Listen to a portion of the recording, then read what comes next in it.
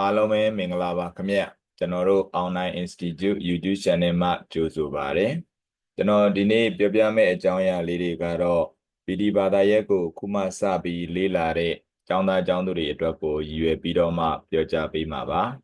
ဒီအပိုင်းကတော့ကျွန်တော်တို့ Business Technology PD ဘာသာရပ်မှာပါဝင်တဲ့အစိပ်ပိုင်းတွေကတစ်ခုဖြစ်တဲ့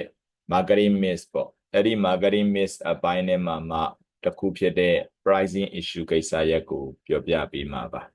အဓိကတော့ marketing mix ဆိုတာကကြတော့လုပ်ငန်းရဲ့ control တွေပဲလုပ်လို့ရနိုင်တဲ့ pay တွေအားလုံးကိုရောဆက်ပြီးတော့မှလုပ်ငန်းအတွက်အကျိုးမြတ်တွေများစွာရရှိအောင်လို့လှုပ်ဆောင်ပေးရတဲ့သဘောပါအဲ့ဒါဒီ marketing mix ပါဒါကြောင့် marketing mix ကိုပုံမှန်တိုင်းအခြေခံအနေနဲ့ပြောရရင်ကျွန်တော်တို့ 4P လို့သတ်မှတ်ကြတယ် 4P ကကြတော့ P လေးလုံးနဲ့သတ်မှတ်တယ်ပထမ P ကကြတော့ product ပေါ့လုပ်ငန်းရဲ့ထုတ်လုပ်လိုက်တဲ့ product တွေနဲ့ပတ်သက်ပြီးတော့မှခြေနေအကြောင်းကိုစဉ်းစားဖို့လိုတယ်နောက် P တစ်ခုကကြတော့ pricing ပေါ့ဒါကတော့ဈေးနှုန်းတွေနဲ့ပတ်သက်ပြီးကို product ရဲ့ဈေးနှုန်းဒီ attractive ဖြစ်နေဖို့ဆွဲဆောင်နိုင်ဖို့အတွက်ဘယ်လိုတွေလှုပ်ဆောင်ရမလဲဘယ်လို technique တွေသုံးရင်ကောင်းမလဲနောက် P တစ်လုံးကတော့ promotion ပေါ့အကြောင်းမြင့်တင်ရင်းနဲ့ပတ်သက်တဲ့ကိစ္စရဲ့ကိုယ့်ရဲ့ promotion လုပ်တဲ့ကိစ္စရဲ့ဒီဘလို့အခြေအနေမျိုးတွေမှာဆိုရင်အောင်မြင်မှုရတယ်လေအဲ့ဒီကိစ္စရဲ့နောက်ဆုံး P ကတော့ place ပေါ့တနည်းပြောရရင် distribution လို့ခေါ်တယ်အဓိကတော့ကုန်ပစ္စည်းကိုယ့်ရဲ့ကုန်ပစ္စည်းတွေနဲ့ပတ်သက်ပြီးတော့ရောင်းချမှုနေရာတွေကိုပြောတာပါ market အနေနဲ့ပြောရရင်ကုန်ပစ္စည်းရဲ့ product တွေလွယ်ပြောရရင်တော့ customer နဲ့လက်လန်းမီတဲ့နေရာမှာရောင်းချရင်ကိုယ့်ရဲ့ product တွေရောင်းအားပိုရှိတယ်ပေါ့ဒါကတော့ပုံမှန်သတ်မှတ်နေကြ marketing mix ရဲ့ 4P တွေပေါ့နောက်ထပ် extended အနေနဲ့ထပ်ပြီးတော့မှ 3P ဆိုပြီးတော့ထပ်ထဲတာမျိုးလည်းရှိတယ်ဒါကတော့လုံနောက်ပိုင်းနေမှာကြတော့ကုန်ပစ္စည်းရဲ့ product တွေနဲ့ပတ်သက်တဲ့ quality ဘိုင်းတွေ pricing နဲ့ပတ်သက်တဲ့ဈေးနှုန်းသတ်မှတ်ချက်တွေနောက်တစ်ခုကတော့ promotion လုပ်တဲ့ကိစ္စရပ်တွေ place တွေနဲ့ပတ်သက်တဲ့ distribution တွေဒီသိပ်ပြီးတော့လုပ်ငန်းတွေဒီတစ်ခုနဲ့တစ်ခုကွာဟမှုမရှိတဲ့အခါမှာလုပ်ငန်းတွေဒီဘာတွေကိုပို့ပြီးတော့ဦးစားပေးလုပ်လာကြတယ်လေလို့ပြောရင် service နဲ့ပတ်သက်တဲ့ဝန်ဆောင်မှုအပိုင်းတွေကိုထပ်ပြီးတော့လုပ်လာကြတာပေါ့ဒါကြောင့်သူက extended အနေနဲ့နောက်ထပ် 3B ထပ်ထည့်ပြီးပြောကြတာပါအဓိကတော့ဒီ 3B ကတော့ service ကိစ္စရပ်ကိုအဓိကရည်ညွှန်းပြီးပြောချင်တာပါဒါဆိုရင်တော့အခုကျွန်တော်တို့ကတော့ basis 4B ထဲမှာပါဝင်တဲ့ P လေးလုံးနဲ့တစ်ခုဖြစ်တဲ့ pricing issue ကိစ္စရပ်ကိုကျွန်တော်စပြီးပြောမှာပဲအဲ့တော့ pricing issue နဲ့ပတ်သက်ရင်ကြတော့ဈေးနှုန်းတစ်ခုကိုသတ်မှတ်မယ်ဆိုရင်ကိုယ့်ရဲ့ကုန်ပစ္စည်းဈေးနှုန်းကိုမသတ်မှတ်ခင်မှာပထမဆုံးစပြီးစဉ်းစားဖို့လိုအပ်တာက၄ခုရှိတယ်တဲ့အဲ့ဒါကိုကြတော့ 4C လို့ခေါ်တယ်အဓိကကတော့ C ၄ခုကိုစပြီးတော့စဉ်းစားဖို့လိုတယ်လို့ပြောတာအဲ့တော့ပထမ C ကဘာလဲလို့ပြောရင်ကိုယ့်လုပ်ငန်း product ရဲ့ထုတ်လုပ်မှုကုန်ကျစရိတ်ပေါ့ cost ကိုသိဖို့လိုတယ် cost ကိုသိဖို့လိုတယ်ဆိုတာကရောင်းစည်းဒီတိုင်းပဲသတ်မှတ်လို့မရဘူးကွာလုပ်ငန်းပစ္စည်းတစ်ခုရဲ့ထုတ်လုပ်မှုကုန်ကျစရိတ်ကိုသိပြီးဆိုမှအဲ့ဒီထုတ်လုပ်မှုကုန်ကျစရိတ်ပေါ်မှာဘလောက်အမြတ်တင်ပြီးတော့ရောင်းစည်းသတ်မှတ်တင်တယ်လေအဲ့ဒီပုံစံကိုသိဖို့အတွက်ကုန်ကျစရိတ်ကိုသိကြတာတနည်းပြောရရင်ကုန်ပစ္စည်းရဲ့ရောင်းစည်းသတ်မှတ်ချက်ဒီထုတ်လုပ်မှုကုန်ကျစရိတ်ကိုအနက်လုံလောက်မှုရှိရဲ့လားအကယ်ကုန်ကျစရိတ်ထက်ရောင်းစည်းကမမြင်ပဲရောင်းစည်းကနည်းနေခဲ့မယ်ဆိုရင်လုပ်ငန်းမှာအရှုံးတွေပေါ်သွားနိုင်တယ်ဒါကြောင့်ပထမဆုံးစပြီးစဉ်းစားရမှာကထုတ်လုပ်လိုက်တဲ့ကို marketing လုပ်မဲ့ product ရဲ့ကုန်ကျစရိတ်ဒီဘယ်လောက်တိုင်းတာထိရှိတယ်လေအဲ့ဒါကိုပထမဆုံးစပြီးစဉ်းစားဖို့လိုတယ်ပြီးရင်ဒုတိယတစ်ချက်ကကြတော့ customer ကိုကကုန်ပစ္စည်းရဲ့သတ်မှတ်ထားတဲ့ကုန်ကျစရိတ်တွေပေါ်မှာလိုချင်တဲ့အမြတ်တွေပေါင်းတာတော့မှန်တယ်ဒါပေမဲ့အဲ့ဒီရောင်းစရိတ်ကို customer ကပေးချေခြင်းနဲ့ဆန္ဒရှိရဲ့လားအဲ့တော့ customer ရှုထောင့်ဘက်ကနေလေတစ်ခါပြန်စဉ်းစားရသေးတယ်လုပ်ငန်းရဲ့ရှုထောင့်ဘက်ကနေကြတော့ product ရဲ့ကုန်ကျစရိတ်ကိုစစဉ်းစားတယ်ဒုတိယတစ်ချက်စဉ်းစားရမှာကိုရောင်းမဲ့ရောင်းစရိတ်ကိုဝယ်မဲ့ customer တွေကတကယ်လိုလားလားနဲ့ကိုပေးနိုင်တဲ့ဈေးဖြစ်ရဲ့လား customer ရဲ့သဘောကတော့ quality ကောင်းကောင်းရောင်းစည်းနည်းနည်းနဲ့ဝယ်စည်းနည်းနည်းနဲ့ပဲ customer တိုင်းကလိုချင်ကြတာပဲဒါပေမဲ့လို့လေနှစ်ဦးနှစ်ဖက်မျှပြီးတော့တွေးရတဲ့သဘောပေါ့ customer အကြိုက်လိုက်ပြီးတော့ရောင်းစည်းတွေရှော့လိုက်ရင်လေလုပ်ငန်းရဲ့ထုတ်လုပ်မှုကုန်ကျစရိတ်ကိုမကာမိတာမျိုးဖြစ်သွားနိုင်တယ်အဲ့တော့လုပ်ငန်းဘက်ကိုဦးစားပေးပြီးတော့မှရောင်းစည်းကိုကုန်ကျစရိတ်တွေပေါ်မှာရောင်းစည်းတွေအမြတ်တွေအများကြီးတင်ပြီးတော့ရောင်းစည်းအမြင့်ကြီးနဲ့ရောင်းရင်လေ customer တွေကဝယ်ယူမှုမရှိတာမျိုးဖြစ်သွားနိုင်တယ်အဲ့ဒါကြောင့်မို့လို့ ပထမတစ်ခုအနေနဲ့လုပ်ငန်းဘက်ကနေထုတ်လုပ်မှုကုန်ကျစရိတ် cost တွေကိုစဉ်းစားရတယ်ပြီးရင် customer ဘက်ကနေပြီးတော့ကြတော့သူရောင်းလုပ်ငန်းကနေသတ်မှတ်လိုက်တဲ့ရောင်းစရိတ်ကိုသူတို့ဘက်ကတကယ်ရောဝယ်ယူခြင်းနဲ့ဆန္ဒရှိရလားပေးချေခြင်းနဲ့ဆန္ဒရှိရလားအဲ့ဒါကိုထပ်စဉ်းစားဖို့လိုတယ်ဒါကဒုတိယတစ်ချက်ပေါ့နောက်တစ်ခုကကြတော့ဘာလို့လဲလို့ပြောရင် competitor တွေပေါ့တနည်းပြောရင် competition ပြိုင်ဆိုင်မှုပေါ့ကိုယ့်ရဲ့ product နဲ့ပြိုင်ဆိုင်နေတဲ့ rival တွေက product တွေက offering လုပ်နေတဲ့ price တွေဒီဘယ်လောက်တွေနဲ့ offering လုပ်တယ်လဲအဲ့ဒါဆိုရင်ကိုရောင်းမဲ့ရောင်းဈေးဒီ competitor တွေရောင်းမဲ့ဈေးထက်နည်းနေသလားများနေသလား competitor ရောင်းမဲ့ရောင်းဈေးထက်နည်းနေခဲ့ရင်တော့ပြဿနာမရှိပေမဲ့ရောင်းဈေးက competitor ထက်ကိုများနေခဲ့တယ်ဆိုရင်တော့ပုံမှန် market ရဲ့သဘောအရဈေးများတဲ့ product ဒီ demand ကျတတ်တယ်ပေါ့အဲ့တော့လိုချင်တဲ့ target တွေပြည့်ပါမလားအဲ့ဒါကိုပြန်စဉ်းစားဖို့လိုတယ်အဲ့ဒါကြောင့်မလို့နောက်တစ်ဆင့်စဉ်းစားရမှာ corporate objective လို့ခေါ်တယ်လုပ်ငန်းရဲ့ရည်ရွယ်ချက်တွေပေါ့လုပ်ငန်းကဒီ product ကနေပြီးတော့မှလုပ်ငန်းဒီဘယ်လောက်အတိုင်းအတာထိလိုချင်တယ်လဲဥပမာအနေနဲ့ဒီ product ကနေပြီးတော့မှလုပ်ငန်းဒီ market နဲ့ပတ်သက်ပြီးတော့ဘယ်လောက်အတိုင်းအတာထိအောင်သူကမျှော်လင့်ထားတယ်လဲပေါ့ဥပမာဖြင့် market ဝေစုဘယ်လောက်ထိလိုချင်တယ်လဲကိုယ့်ရဲ့ product အတွက် demand ရောင်းအားဒီဘယ်လောက်ထိမှန်းထားတယ်လဲဒါဆိုရင်တော့ရောင်းအားဒီနည်းနည်းပဲမှန်းထားတယ် market ဝေစုအများကြီးမလိုချင်ဘူးဆိုရင်တော့ကုန်ပစ္စည်းရဲ့ရောင်းဈေးကို computer ရဲ့ဈေးထက်မြင့်ပြီးတော့သတ်မှတ်တာဒီသိပ်ပြဿနာမရှိဘူးဒါပေမဲ့ demand အရန်လိုချင်တယ်ကိုယ့်ရဲ့ product နဲ့ပတ်သက်ပြီး market ဝေစုကိုအများကြီးလိုချင်တယ်ဆိုရင်တော့ကိုသတ်မှတ်လိုက်တဲ့ရောင်းဈေးဒီ computer ရဲ့ဈေးထက်များနေလို့အဆင်မပြေတော့ဘူးအဲ့ဒါကြောင့်မလို့တတိယတစ်ချက်စဉ်းစားရမှာဒီ competitor ရေနောက်တစ်ချက်ကတော့ corporate objective လုပ်ငန်းရဲ့ရည်ရွယ်ချက်ရေအဲ့ဒီအချက်တွေကိုတွဲပြီးတော့မှချင့်ချိန်စဉ်းစားဖို့လိုတယ်လို့ပြောတာဒါကြောင့်အဲ့ဒီကုန်ကျစရိတ်တွေအဲ့ဒီအချက်၄ချက်ကိုညှိပြီးတော့မှ adjusting လုပ်ပြီးတော့မှလုပ်ငန်းရဲ့ရောင်းဈေးတွေကိုသတ်မှတ်ကြတယ်ပေါ့အဲ့တော့ market မှာသတ်မှတ်လေးရှိကြတဲ့ market ရဲ့ pricing technique တွေပေါ့ဈေးနှုန်းတွေနဲ့ပတ်သက်ပြီးတော့မှသူတို့ရဲ့သတ်မှတ်လေးရှိတဲ့ technique ၈ခုကိုဒီမှာအကြမ်းမြင်လေးသဘောအနေနဲ့ကျွန်တော်တို့စပြီးတော့ပြောပြပေးမယ်ပေါ့အဲ့တော့ပထမတစ်ခုကကြတော့ဘာတွေလဲလို့ပြောရင် cost plus pricing ပေါ့ဒါကတော့ပုံမှန် traditional သတ်မှတ်တယ်လို့ပြောကြတာပေါ့ market price နဲ့သတ်မှတ်တာအဲ့တော့ market price တွေနဲ့သတ်မှတ်တယ်ဆိုတာကုန်ပစ္စည်းရဲ့ထုတ်လုပ်မှုကုန်ကျစရိတ်ကိုတွက်တယ်အဲ့ဒီထုတ်လုပ်မှုကုန်ကျစရိတ်ပေါ်မှာလိုချင်တဲ့အမြတ်လေးထပ်ပြီးတော့ပေါင်းပြီးတော့မှရောင်းစရိတ်တစ်ခုအနေနဲ့သတ်မှတ်ပြီးရောင်းလိုက်တာဒါကတော့ပုံမှန်အများစုတွေးလေတွေးထားရှိတဲ့ကုန်ပစ္စည်းတွေရဲ့ဈေးနှုန်းသတ်မှတ်တဲ့ပုံစံပေါ့အဲ့ဒါဒီ cost plus pricing technique တွေပဲဒုတိယတစ်ခုကကြတော့ penetration pricing penetration pricing ကကြတော့သူက low price တဲ့ဈေးကနည်းနည်းနဲ့ပဲရောင်းတာအဲ့တော့ဈေးတက်တာနဲ့ရောင်းတယ်ဘာကြောင့်လဲလို့ပြောရင် market ဝေစုအများကြီးရကျင်လို့အဲ့လိုပြောရင် market ဝေစုဆိုတာဘာလဲ customer များများလာဝယ်စေချင်တာကို product ကိုအဲ့တော့ဈေးနည်းနည်းနဲ့ရောင်းတယ် customer တွေများများလာဝယ်ဖို့အတွက်ကို offer လုပ်တဲ့သဘောများသောအားဖြင့်ဘယ်လိုအခြေအနေမျိုးမှာတွေးရလဲလို့ပြောရင်တော့လုပ်ငန်းကိုခုမှကိုကဒီ industry တဲကိုခုမှစဝင်နေတယ်လက်ရှိ DNSC ထဲမှာ competitor တွေရှိနေပြီးသား rival တွေရှိနေတယ်အဲ့တော့လက်ရှိရောင်းချနေတဲ့သူတွေဒီသူတို့မှာသူတို့ရဲ့သက်ဆိုင်ရာဖောက်သည်တွေအသီးသီးရှိပြီးသား customer အသီးသီးရှိတယ်ကိုကဒီ market ထဲကိုခုမှစဝင်တဲ့အခါမှာကိုမှအလွယ်ပြောရင်တော့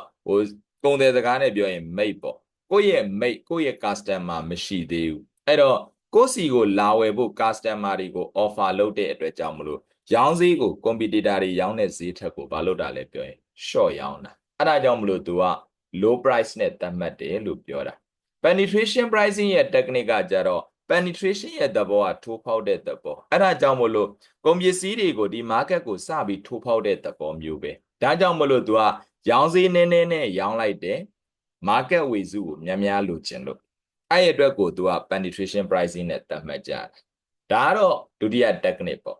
နောက် technique ကကြဆို perceived quality pricing သူကကြတော့ market ရဲ့ဝေစုတွေဘာတွေကိုသူတို့ကလိုချင်တာမဟုတ်ဘူးသူတို့ရဲ့ခံယူချက်ကတော့ high quality ပေးမယ် high price တောင်းမယ်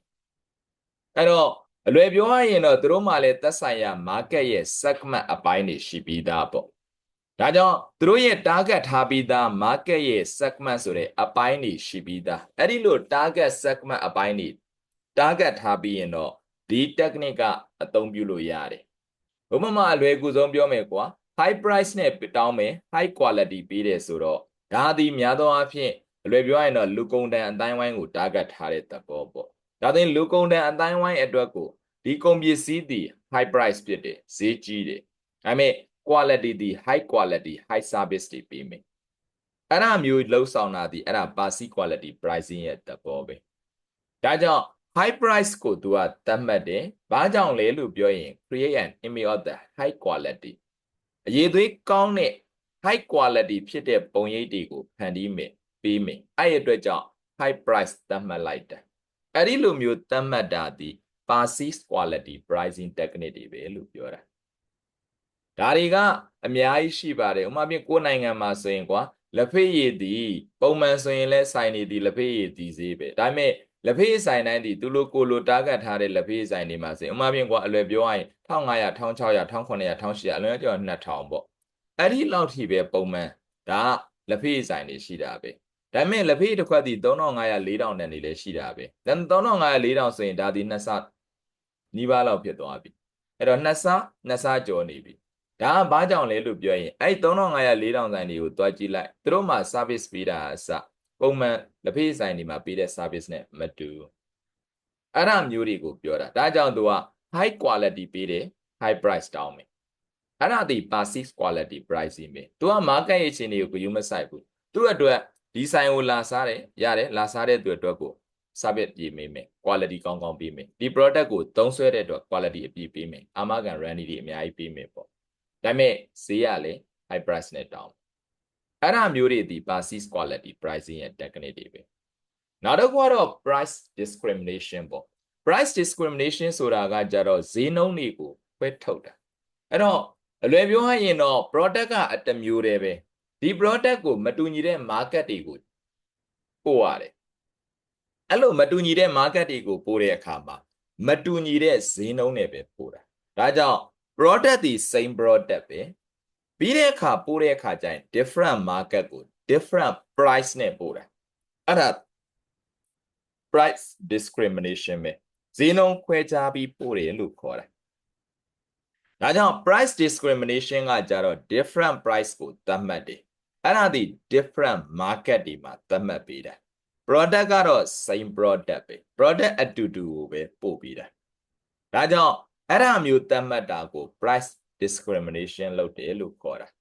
ဘာကြောင့်လဲလို့ပြောရင်ဒီ product တစ်မျိုးတည်းကိုပဲဈေးကြီးကြီးနဲ့ပေးပြီးဝယ်ခြင်းတဲ့ market ရှိတယ်လို့ဈေးတက်နဲ့ဝယ်ခြင်းတဲ့ market လည်းရှိတယ်အဲ့တော့ဈေးနည်းနည်းပဲပေးခြင်းတဲ့ market ကိုဈေးနည်းနည်းနဲ့ရောင်းမယ်ဈေးများများပေးပြီးတဲ့ market ကိုဈေးများများနဲ့ရောင်းတယ်ဆိုတဲ့သဘောအဲ့ဒါဒီ price discrimination ပဲ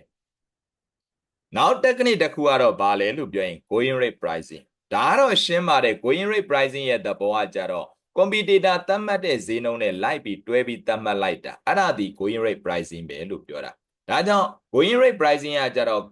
competitor နဲ့ဘာမှအတိုက်ခံမလို့ competitor ပဲဈေးနဲ့ရောင်းမလဲကိုအိုက်ဈေးနဲ့လိုက်ပြီးတော့ရောင်းတာဒါကတော့ကိုယ်တိုင်ဒီ industry ထဲမှာရက်တည်သွားပြီးကိုမှလည်းကိုယ့်ရဲ့ customer တွေရှိသွားပြီဆိုတဲ့အချိန်ကြရင်တော့ going rate pricing နဲ့မသတ်မှတ်ပြီးရောင်းလို့ရသွားပြီဘာကြောင့်လဲလို့ပြောရင်ကို customer ဒီကိုစီလာတော့မှာပဲအဲ့တော့ဈေးနှုန်းအတူတူပဲဆိုရင်တော့သူတို့ဒီမိတ်ပြက်ခံပြီးတခြားဆိုင်ကိုသွားမှာမဟုတ်ဘူးအဲ့ဒါဆိုရင်ကိုစီပဲရောက်လာလိမ့်မယ်အဲ့ဒါဒီ going rate pricing ရဲ့သဘောပဲ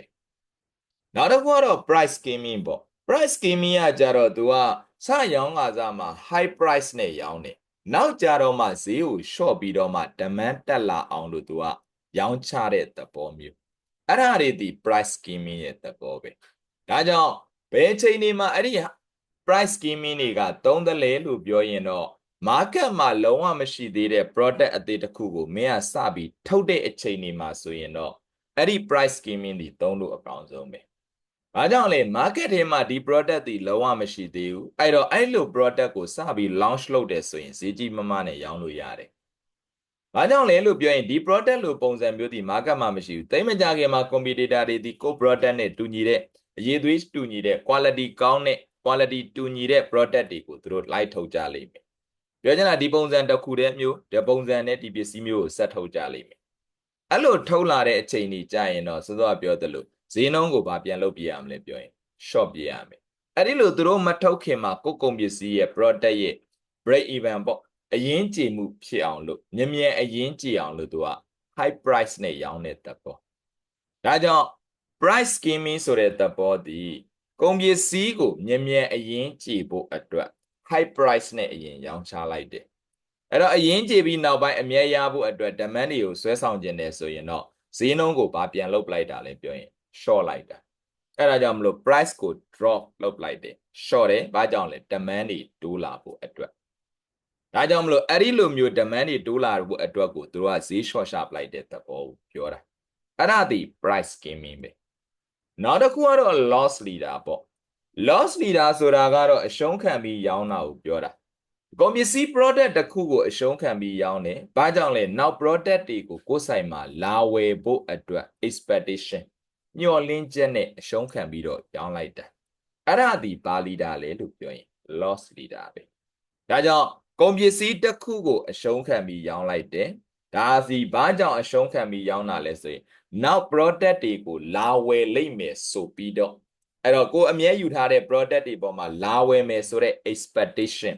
မျှော်လင့်ချက်တွေနဲ့အရှုံးခံပြီးတော့ဒီ product ကိုရောင်းလိုက်တာအဲ့ဒါဒီ loss leader ရဲ့သဘောနောက်တစ်ခုကတော့နောက်ဆုံးတစ်ခုပေါ့ captive product pricing လို့ခေါ်တယ် captive product pricing ကကြတော့ product နှစ်ခုတည်ရှင်တွဲထားတာတတွဲတွဲထားပြီးသား customer ဒီအဲ့ product နှစ်ခုကိုမဖြစ်မနေဝယ်ရတယ် product တစ်ခုတည်းကိုပဲရွေးပြီးဝယ်သွားလို့မရအောင် product ဝယ်မယ်ဆိုရင်နှစ်ခုစလုံးတတွဲတည်းဝယ်ရမယ်တွဲထားတာပေါ့တတွဲတည်းဝယ်ထားမယ်မဝယ်ဘူးဆိုရင်လည်းတစ်ခုမှမဝယ်နဲ့ဝယ်မယ်ဆိုရင်အဲ့အတွဲလိုက်ဝယ်ရမယ်အဲ့အတွဲဒီဘလို့တွဲတာလဲလို့ပြောရင် product တစ်မျိုးကဈေးသက်တာတယ်နောက် product တစ်ခုကတော့ဈေးကြီးတယ်အဲ့တော့ဈေးကြီးတဲ့ product နဲ့ဈေးသက်တာတဲ့ product နှစ်ခုကိုဘာလို့တာလဲပြောရင်တွဲထားတာဒီ technique ကကြတော့များသောအားဖြင့်ဘယ်အချိန်မှာသုံးကြတယ်လဲလို့ပြောရင်ကိုယ့်ရဲ့ product ကိုယ့်လုပ်ငန်းမှာပေါ့ product တွေဒီတခါတရံမှာအရန်ကိုမှ expire date နားနီးလာပြီ out of date တွေဖြစ်ခံနီးလာပြီအဲ့လိုများလာပြီဆိုရင်အဲ့ product တွေကိုမြန်ရောင်းထုတ်ရှင်တဲ့အခါမှာဒီဘက်ကအယောင်းသွက်တဲ့ product တွေနဲ့တွဲပြီးတော့မှရောင်းတာအဲ့တော့အယောင်းသွက်တဲ့ product ကိုလိုချင်ရင်ဒီဘက်ကအယောင်းထိုင်းတဲ့ product ကိုပါမဖြစ်မနေပါလို့အောင်လို့ပြောရင် customer ဝယ်ရမှာအဲ့ဒီလိုမျိုးရောင်းထုတ်ပလိုက်တဲ့အခါဒီမှာလုပ်ငန်းအတွက်ဆုံးရှုံးမှုနည်းတာကိုပြောတာအဲ့ဒီလိုမျိုးဖြစ်အောင်သူကရောင်းတဲ့သဘောမျိုးဒါကြောင့်အဲ့လိုအခြေအနေမျိုးမှာဆိုရင်ဒီ technique တွေကိုသုံးပြီးတော့ရောင်းလို့ရတယ်အဲ့ဒါဒီ captive product pricing ရဲ့သဘောပဲလို့ပြောတာဒါကြောင့် captive product pricing ဆိုတာဒီ customer ဒီမဖြစ်မနေသူတွဲထားတဲ့ product နှစ်ခုကိုဝယ်ရတယ်နှစ်မျိုးစလုံးဝယ်ရမယ်တစ်မျိုးတည်းဝယ်ခြင်းလို့မရအောင်နှစ်မျိုးစလုံးတစ်ပြိုင်နက်တည်းဝယ်ရတယ်မဝယ်ခြင်းရင်လည်းတစ်ခုမှမဝယ်နဲ့ဝယ်မယ်ဆိုရင်အဲ့နှစ်ခုစလုံးတစ်ပြိုင်နက်တည်းဝယ်ရတယ်အဲ့ဒါမျိုးတွဲထားတာဒီအဲ့ဒါ captive product pricing ရဲ့ technique ပဲဒါကြောင့်တွဲတာဒီပုံမှန်တိုင်းတွဲတာဒီ product တစ်ခုဒီဈေးသက်သာတယ်ဒုတိယ product ကတော့ဈေးကြီးလိမ့်မယ်ဒါပေမဲ့အဲ့နှစ်ခုဒီတွဲတယ်ပဲအဲ့တော့ဈေးသက်သာတာကိုလိုချင်ဈေးကြီးတာကိုလည်းယူရမယ်ဈေးကြီးတာကိုပဲလိုချင်ဈေးသက်သာတာကိုလည်းတွဲယူရမယ်သဘောကအဲ့ဒါပါပဲဒါကြောင့်ဒါတွေကတော့ market မှာတွေ့ရလေရှိတဲ့ technique တွေကိုသူကပြောပြထားတဲ့သဘောပါဒါကြောင့် pricing technique အနေနဲ့ဆိုရင်ဒီ၈ခုကို market မှာလက်ခံကျင့်သုံးတာမျိုးရှိတယ်ပေါ့တခြားတော့လို့ပြောမလဲလက်ခံပြီးတော့ကျင့်သုံးနေတဲ့တခြား pricing technique တွေလည်းအများကြီးရှိပါသေးတယ်ဒါပေမဲ့များသောအားဖြင့်ရေဘူးရအနေနဲ့တွေ့ရတဲ့ technique ၈ခုကိုဒီမှာစာထဲမှာရှင်းပြထားတဲ့သဘောပါပဲဒါကတော့ကျွန်တော်တို့ marketing mix 4P ထဲမှာပါနေတဲ့ pricing နဲ့ပတ်သက်တဲ့ကိစ္စရပ်ကိုကျွန်တော်ဒီနေ့ပြောပြပေးခဲ့တာဖြစ်ပါတယ်အားလုံးလည်းသဘောပေါက်မယ်လို့မျှော်လင့်ပါတယ်ကျွန်တော်တို့နောက်ပိုင်းမှာလည်းဆက်လက်ပြီးတော့မှဒီ topic လေးတွေတစ်ခုချင်းစီနဲ့ပတ်သက်တဲ့အကြောင်းအရာလေးတွေကိုဆက်ပြီးတော့တင်ပေးအောင်ပါဒါကြောင့်မို့လို့အဲ့ဒါလေးတွေကိုလည်းဆက်လက်ပြီးနားထောင်နိုင်ဖို့အတွက်ကျွန်တော်တို့ရဲ့ YouTube channel လေးကိုလည်း like and subscribe လေးလုပ်ထားပေးဖို့မမေ့ပါနဲ့လို့ပြောချင်ပါတယ်အားလုံးကိုကျေးဇူးတင်ပါတယ်ခင်ဗျ